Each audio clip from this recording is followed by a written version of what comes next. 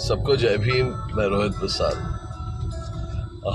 आजकल बिजनेस से ज़्यादा मुझे स्पिरिचुअल पे ही या कुछ हिस्ट्री के बारे में, बुद्धिस्ट हिस्ट्री के बारे में पूछा जा रहा है। तो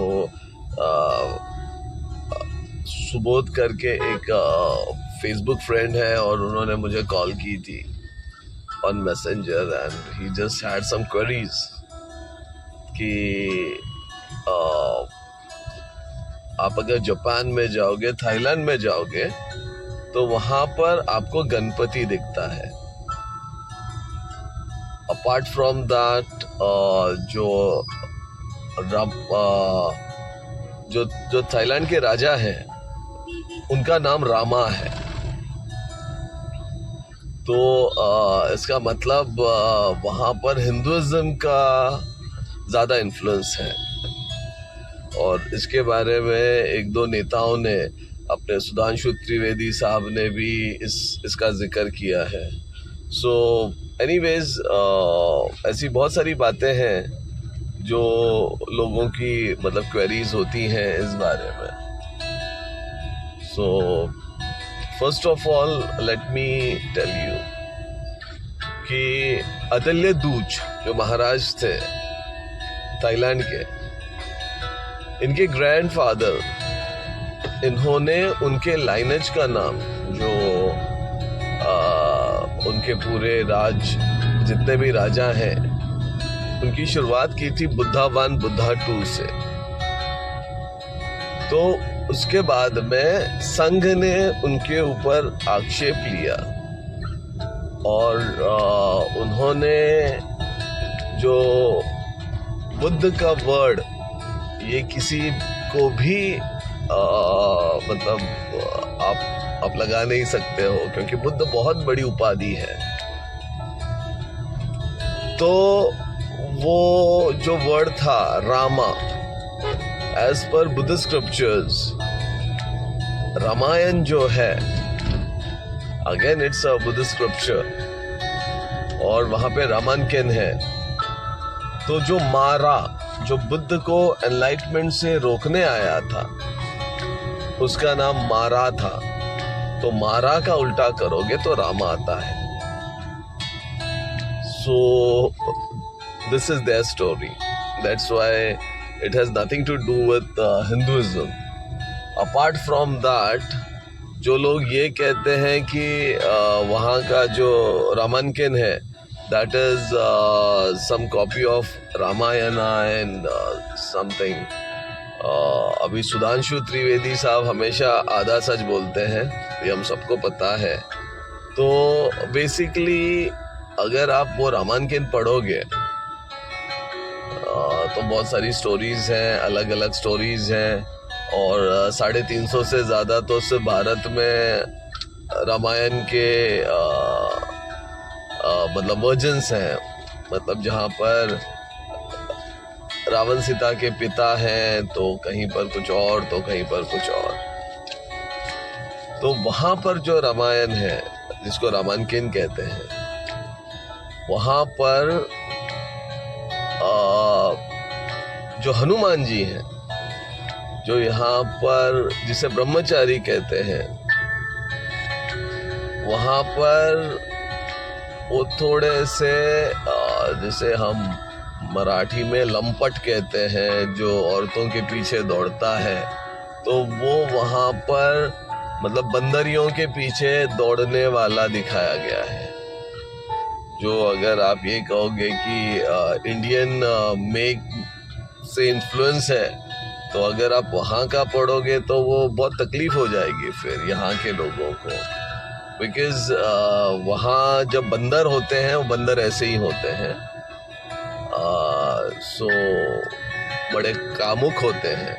तो वहाँ पर हनुमान जी का कैरेक्टर बड़ा कामुक दिखाया है। वहाँ पे एक एपिसोड है कि जहाँ पे राम बाहर से आवाज़ दे रहे हैं कि भाई चल, लड़ने जाना है, सीता को ढूंढने जाना है, and he is busy with his wives, और वो आने को तैयार नहीं है। उसका एक बहुत बड़ा एपिसोड है रामायण में। So I don't think that it is influenced by Indian, ठीक है ना। और दूसरी बात जो मुझे पूछा गया अबाउट गणपति, ठीक है, तो आप अगर वहाँ का जो गणपति का वर्जन देखोगे तो डार्क ब्लैक होता है। यहाँ पे अगर मंगलमय है तो वहाँ पर उसे तांत्रिक माना जाता है और उसे दरवाजे के बाहर बिठाया जाता है और जूतों के पास रखा जाता है। अब इसके भी 2 वर्जन्स उन्होंने बनाए हैं कि अवलोकितेश्वर बुद्धा ने गणपति का सर काटा और अपने सर पे रखा, ठीक है, एज अ विक्ट्री, वो हाथी का सर। और दूसरा वर्जन इनका ये है कि ये जो गणपति है जिसको गहपति कहते हैं, it is an idol but it's a tantric idol.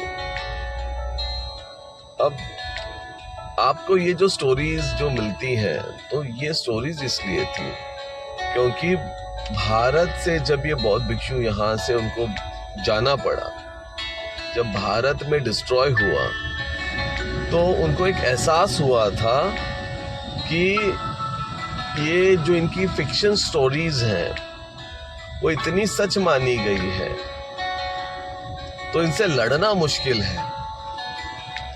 तो इन्होंने उस फिक्शन को खत्म करने के लिए अपने फिक्शंस बनाए। This is how things happen. So ये बिल्कुल ऐसे ही था। एंड तो और दूसरा, जब मैं खुद थाईलैंड में गया था, ये बिल्कुल ऐसे ही था। एंड तो और दूसरा, जब मैं खुद थाईलैंड में गया था तो मुझे पहली बार मैंने एक ऐसे बच्चों का कार्टून देखा। जब मैं ऐसे घर पे बैठा था तो इंद्र भगवान आते हैं, तो इंद्र भगवान चैलेंज करते हैं बुद्ध को कि मुझसे बड़ा कोई नहीं। तो बुद्ध पूछते हैं कैसे? तो बोला कि मैं छुप सकता हूँ और तू मुझे ढूंढ नहीं सकता। तो बुद्ध, अच्छा छुप कर दिखा। तो वो हवा बनते हैं, पानी बनते हैं, बटरफ्लाई बनते हैं, बहुत सारे रूप लेते हैं और बुद्ध उनको पहचान लेते हैं।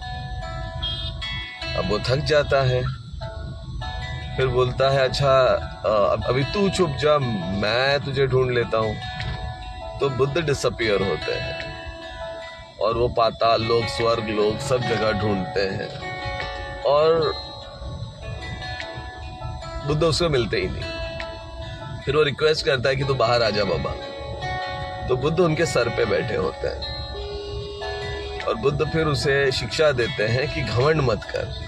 तो बुद्ध ने देवों को भी शिक्षा दी। ऐसे उन्होंने कहानियां बनाई हैं। ये कहानियों का बस इतना ही मतलब ये था, मोटो था कि हिंदुओं ने भगवानों का डर दिखाकर आम आदमी को बहुत ही डराया था। तो इन सब से ऊपर बुद्ध है ये बताने के लिए बच्चों के दिमाग में ये मतलब इंद्र हो, महादेव हो, हनुमान जी हो, इनका डर, इनका खौफ निकालने के लिए ये किया था। तो इसके पीछे उनकी मंशा बस यही थी और इसीलिए वो सक्सेसफुल भी हुए, ऐसा हम कह भी सकते हैं। They know it's a fiction, but उस फिक्शन स्टोरीज इसलिए बनाई गई थी ताकि वो डर निकले। सो आई होप जो भी मुझे क्वेश्चन पूछा था उसके आंसर्स मिले होंगे। नमो बुद्धाय, जय भीम।